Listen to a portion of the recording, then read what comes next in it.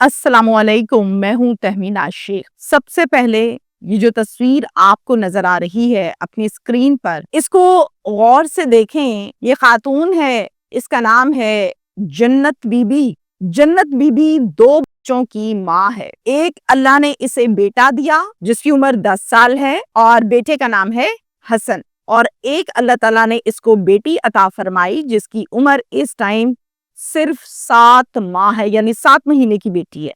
बेटी का नाम है मन्नत। जन्नत के शौहर का नाम है उस्मान। उस्मान अपने 3 साथियों को बुलवाता है, सामने बैठकर अपनी बीवी के साथ तौबा इस्तग़फ़ार ज़्यादती करवाता है और फिर शदीद तशद्दुद भी करवाता है। अब जन्नत के दोनों बच्चे बेटा बेटी पास बैठकर देख भी रहे थे कि हमारी माँ के साथ क्या हो रहा है। बेटी को तो कुछ समझ नहीं आ रही थी, लेकिन बेटा तो 10 साल का था, वो तो सब देख रहा था, उसको समझ आ रही थी जो कुछ भी जुल्म किया जा रहा था। इस टाइम जन्नत लाहौर के जनरल अस्पताल में जिंदगी और मौत की जंग लड़ रही है। बेटा माँ के पास बैठकर यही कहता रहता है, मामा उठो, मामा वापस आ जाओ, मामा उठो ना, बातें करो, और साथ रोता रहता है। तौबा इस्तग़फ़ार, बाज़ इस किस्म की स्टोरी और केस होता है कि मुझे बताना मुश्किल हो जाता है। सवाल ये पैदा होता है कि जन्नत का कसूर क्या था? शौहर ने किस बात की दुश्मनी निकाली? इस हद तक क्यों गिर गया? क्या कोई डील थी पीछे पैसों की? बैकग्राउंड पर क्या चल रहा था? ये सब कुछ जानना बहुत जरूरी है। मैं आपको इस केस के तमाम फैक्ट्स एंड फिगर्स बताऊं डिटेल के साथ, तो बात कुछ ऐसे है कि ये शेखुपुरा का अफसोसनाक वाकया है, लेकिन इसका बैकग्राउंड सारी का सारा लाहौर का इलाका है, बागबानपुरा, वहां से मिलता है। अरशद महमूद फैमिली के सरबराह हैं। इनकी 3 बेटियां हैं। अरशद साहब पिछले कई सालों से सऊदी अरब में मुकीम हैं और वहीं पर अपना रोजगार उन्होंने सेटल किया हुआ है। बेटियों को खर्चा भेजते हैं, घर खर्चा भेजते हैं और सिस्टम चलता है। एक सऊदी अरब में इनका बहुत अच्छा दोस्त है जिसका नाम है राशिद। राशिद भी बेसिकली पाकिस्तान से है और राशिद शेखुपुरा से है और रहता है उधर, साथ इकट्ठे काम करते हैं, तो इनकी आपस में बड़ी पक्की सी दोस्ती है। अब मैं आपको यहाँ पर बताऊं कि राशिद जो है उसके भी 3 बच्चे हैं। उसका एक बेटा है और 2 बेटियां हैं। राशिद छुट्टियां लेता है और पाकिस्तान अपनी फैमिली के पास जाने के लिए तैयारियां कर रहा होता है कि अरशद साहब ये कहते हैं कि यार तुम पाकिस्तान जा रहे हो, मैं कुछ सामान तुम्हें देता हूँ, वो लेते जाओ और मेरी बीवी को मेरे घर पर मेरी बच्चियों को पकड़ाना। राशिद कहता है मसला ही कोई नहीं है, आप कैसी बातें कर रहे हैं, मैं खुद देकर आऊंगा। उसके बाद राशिद शेखुपुरा आता है, अपनी फैमिली के साथ टाइम गुजारता है, मिलता है, मिलाता है और पहली फुर्सत में लाहौर जाता है बागबानपुरा। जाकर घर का दरवाजा खटखटाता है तो फैमिली पूछती है जी कौन? बताता है बच्चों आपके वालिद साहब ने कुछ सामान भेजा है सऊदी अरब से, कहो तो बात करवा दूं, मेरा नाम राशिद है, आपके वालिद ने आपको बताया होगा। अंदर से आवाज आती है बिल्कुल अंकल बताया है, आप यहाँ क्यों खड़े हैं, आप अंदर आए, बैठे, चाय पानी पी के जाएं, बल्कि खाना खाएं हमारे साथ। इज्जत के साथ अंदर लेकर गए, बिठाया, खाना खिलाया, गपशप की।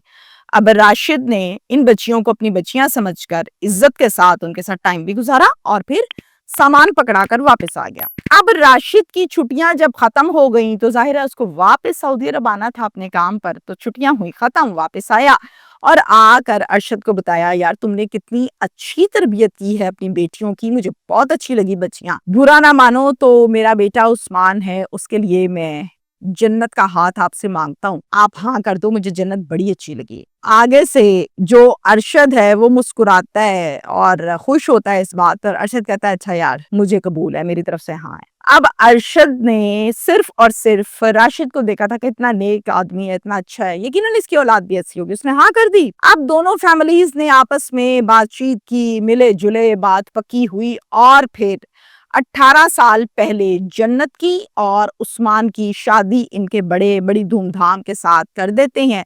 ये लाहौर से शेखुपुरा रुखसत होके चले जाती है और जनाब शादी हो गई। अब आपको मैं बताऊं कि उस्मान की फैमिली में एक उस्मान है, 2 उसकी बहनें हैं इरम और आमना, और एक माँ है यानी ज़ोहरा बीबी। वालिद तो रहता है सऊदी अरब। जन्नत के घर शादी के बाद औलाद होती है, एक बेटा पैदा होता है, एक बेटी भी पैदा होती है। बेटे का नाम हसन, इस टाइम बेटे की उम्र है 10 साल और बेटी का नाम है मन्नत, इस टाइम बेटी की उम्र है सिर्फ 7 महीने। अब जैसे कि ससुराल में अक्सर औकात बहू की नहीं बनती, इसी तरह इस ससुराल में भी जन्नत की नहीं बनती। कभी आमना से झगड़ा, कभी इरम से झगड़ा اور کبھی اپنی ساس سے اور کبھی اپنے شوہر سے بھی۔ اب جب نہیں بنتی ہے تو شوہر کا ہی سہارا ہوتا ہے بیوی کو، تو شوہر کیا کرتا ہے؟ شوہر اکثر اوقات اپنی بہنوں اور اپنی ماں کے پیچھے لگ کے جنت کی خوب پٹائی بھی لگاتا ہے، اور یہ روٹین بن چکی ہے۔ اب جناب جب بھی یہ لاہور جاتی ہے ناراض ہو کے، تو عثمان بڑا تیز ہے، عثمان بچے پکڑ کے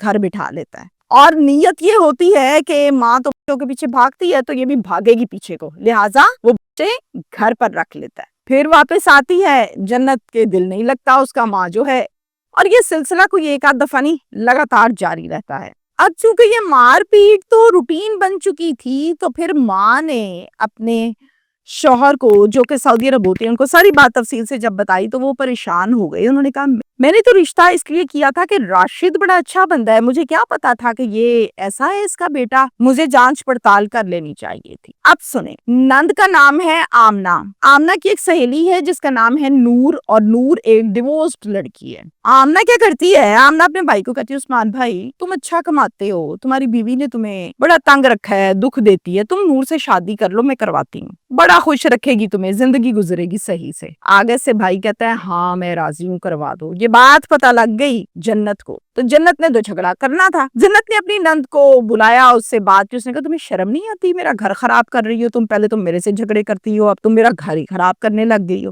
تمہیں شرم آنی چاہیے اس طرح کی بات کرتے ہوئے، تم بھی ایک عورت ہو، تمہاری بھی شادی ہونی ہے۔ آگے سے آمنہ کہتی ہے تم نے کون سا میرے بھائی کو سکھی رکھا ہوا ہے، ہر ٹائم تو تم لوگ جھگڑتے ہو، کرنے دو اس کو شادی، برا ہے نا وہ تو کرنے دو اسے شادی، تمہیں کیوں تکلیف ہو رہی ہے؟ اتنے میں عثمان بیچ میں کود پڑتا ہے اور آگے سے کہتا ہے زیادہ زبان چلانے کی ضرورت نہیں ہے، تمہارے بچوں کو تمہیں خرچہ دوں گا، میں شادی کروں میں نہ کروں، تم کون ہوتی ہو بیچ میں کہنے والی، کرو یا نہ کرو، اپنے کام سے کام رکھو، تمہارا کام نہیں ہے یہ۔ میں سوتن کسی صورت برداشت نہیں کروں گی، کان کھول کے سن لو۔ اس بات پر ماں کو فون کرتی ہے اور ساری بات بتاتی۔ ماں کہتی ہے میں تمہارے باپ کو اب یہ بتانے لگی ہوں، بہت ہو گیا، اس حد تک یہ آدمی گر گیا ہے، ہم نے اس کو بیٹی دی ہے، کوئی گناہ کیا ہے۔ امی ابا کو نہیں بتانا، ابا وہاں کمائی کرنے گئے ہیں، پردیس میں بیٹھے ہیں، ان کو ٹینشن نہیں دینی، آپ مت بتائیے گا۔ ماں کہتی ہے اچھا پھر تم بچے لے کے آ جاؤ، میرے پاس آ جاؤ اگر اس حد تک حالات خراب ہو گئے۔ کہتی ہے آپ بس ابو کو نہ بتانا۔ فون بند ہو گیا۔ 28 سپٹمبر کو رات کے 8 بجے بیٹا حسن اپنی ماما کو کہتا ہے مما پاپا نے نا پیزے برگر شوارمے بہت ساری چیزیں ایسی نور آنٹی کے گھر پر جا کر پکڑائی ہیں، یہ بات کر رہی تھی دادی اور پھپھو آپس میں۔ ماں کیا کرتی ہے؟ شدید غصے سے لال پیلی ہوتی ہے۔ جب شوہر آتا ہے گھر، جھگڑا شروع، تم یہاں تو روٹی کے پیسے پورے نہیں کرتے، وہاں تم پیزے برگر شوارمے پہنچاتے ہو، یہ کیا تماشا لگا رکھا ہے تم نے؟ تمہیں نہیں پتا کہ یہ غلط بات ہے، تمہارے بچے ہیں کھانے والے۔ یہ کہنے کی دیر تھی کہ عثمان نے اس کو مارنا شروع کر دیا، ساس بھی آ گئی، نندے بھی آ گئی، سب نے مل کر اس کو بہت مارا پیٹا۔ نندوں نے اور ساس نے یہ کہا کہ آج اس کا پکا کام کرو، اس کو چھوٹی موٹی پھینٹی اثر نہیں کرتی۔ توبہ استغفار۔ عثمان نے اسی ٹائم کال کی اپنے رشتہ داروں میں سے 3 آدمیوں کو، جاوید، خالد اور تیسرا مقصود، اور ان کو بلا لیا گھر، وہ تینوں آ گئے۔ اب جاوید اور مقصود نے جنت کے ساتھ زیادتی کی، شوہر کے سامنے، شوہر نے کروائی اور دونوں بچوں نے آنکھوں سے دیکھا، اور پھر ساتھ میں شدید تشدد کا نشانہ بھی بنایا۔ جب حسن یہ سب کچھ دیکھ رہا تھا کہ میری ماں کے ساتھ کیا ہو رہا ہے، تو وہ بھاگ کے ماں کے پاس آتا، باپ تھپڑ لگاتا، گالی دیتا اور دھکا دے کر پیچھے کر دیتا۔ یہ ظلم، یہ قیامت کا سماج چلتا رہا، اور غلیظ حرکتیں کرنے کے بعد انہوں نے جنت کے فوراً کپڑے چینج کیے، ایمبولنس بلائی، اور پھر باپ نے حسن سے کہا کہ سب کو یہی بتانا ہے کہ ایکسیڈنٹ ہو گیا۔ کہتا ہے جی پاپا۔ اگر تم نے صحیح بتایا میں تمہیں مار دوں گا۔ کہتا ہے جی پاپا۔ ہسپتال لے گئے، ڈاکٹرز کو جا کے چیک اپ کروایا، تو ڈاکٹرز نے سب سے پہلے سٹی اسکین کیا۔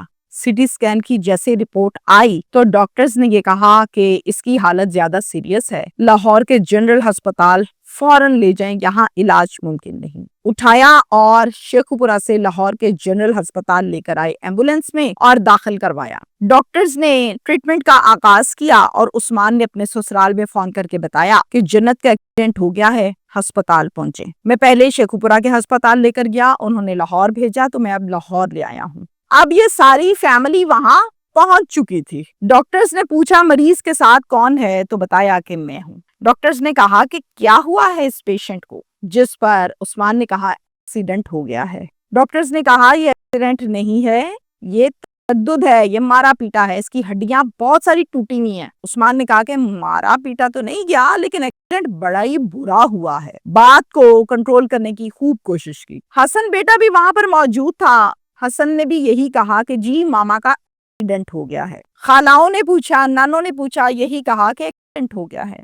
اب جو جنت کی والدہ ہے انہوں نے اپنے سعودی عرب بیٹھے ہوئے شوہر کو فون کیا اور ساری بات تفصیل کے ساتھ بتا دی۔ وہ چھٹی لے کر فوراً سے پاکستان پہنچے اور پاکستان پہنچنے پر وہ فوراً بیٹی کے پاس آئے۔ آپ کو یاد رہے یہ سب کچھ 28 سپٹمبر کو ہوا تھا۔ اب ہم بات کرتے ہیں 7 اکتوبر کی۔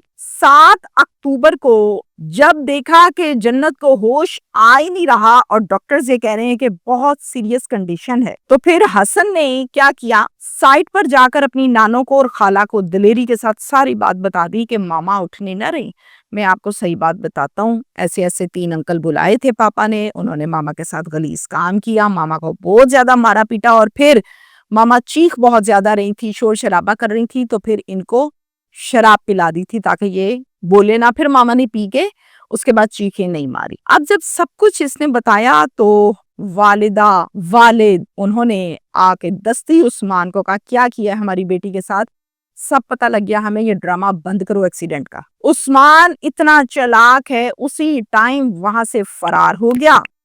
15 پر کال کی گئی، پولیس آ گئی، مریض کو دیکھا اور پھر مریض کے ساتھ اس کا بیٹا حسن جو کہ عینی شاہد تھا اور ہے، اس سے فوراً سٹیٹمنٹ لی اور ان سے کہا کہ یہ وقوعہ چونکہ شیخوپورہ میں پیش آیا ہے تو شیخوپورہ کا علاقہ جہاں کا یہ وقوعہ ہے وہاں پہ لگتا ہے تھانہ ہاؤسنگ کالونی، وہاں پہ پرچہ درج ہوگا۔ ہاؤسنگ کالونی پولیس اسٹیشن میں 8 اکتوبر کو ایک پرچہ درج ہو گیا جس کا مدعی بنا والد یعنی کہ ارشد محمود۔ اب اس میں جو ملزم نامزد کروائے گئے وہ تھے، سنیے، زہرا بی بی ساس، شوہر عثمان، آمنہ نند، ارم نند۔ آگے جو رشتہ دار آئے تھے وہ تھے ایک مقصود، ایک خالد اور ایک جاوید۔ یہ 7 کے 7 لوگ نامزد کیے گئے، جن میں سے مقصود اور جاوید کے متعلق FIR میں یہ بھی درج کیا گیا ہے کہ انہوں نے جنت کے ساتھ زیادتی بھی کی ہے۔ تمام کے تمام ملزمان اب تک فرار ہیں۔ پولیس کا یہ کہنا ہے کہ بہت جلد گرفتار کر لیں گے لیکن ابھی تک گرفتار ہوئے نہیں ہیں۔ دونوں بچے ننیال کے پاس ہیں، یعنی منت بیٹی اور حسن بیٹا، جبکہ ماں ان کی زندگی اور موت کی جنگ لڑ رہی ہے جنرل ہسپتال کے ICU میں۔ فیملی یہ مطالبہ کرتی ہے کہ ہمیں انصاف چاہیے، مریم نواز صاحبہ سے ریکویسٹ کرتی ہے کہ ہمیں انصاف چاہیے، ہمارے ملزمان کو فوراً سے گرفتار کیا جائے۔ مجھے بہت دکھ اور افسوس کے ساتھ اس سٹوری کو، اس کیس کو رپورٹ کرنا پڑا کہ مائیں کس طرح سے بچیوں کی شادیاں کرتی ہیں، باپ بیرون ملک سعودی عرب بیٹھ کے کما رہا ہے اور یہاں شوہر کسائی بنا بیٹھا ہے، اور پھر وہ عورتیں، نندیں، ساس، جنہوں نے خود ظاہر ہے ساس بیاہ کر اس گھر میں آئی اور نندوں کو بیاہ کر کسی کے گھر جانا ہے، اور جب ان کے ساتھ اگر ایسا سلوک ہو تو پھر کیا ہو۔ تو انسان کو ہمیشہ حدود و قیود میں رہنا چاہیے، ظلم اس حد تک نہیں کرنا چاہیے کہ اس کا اینڈ ہو جائے اور حالات یہاں تک آ جائیں کہ کسی کی زندگی جانے کا خدشہ پیدا ہو جائے۔ توبہ استغفار۔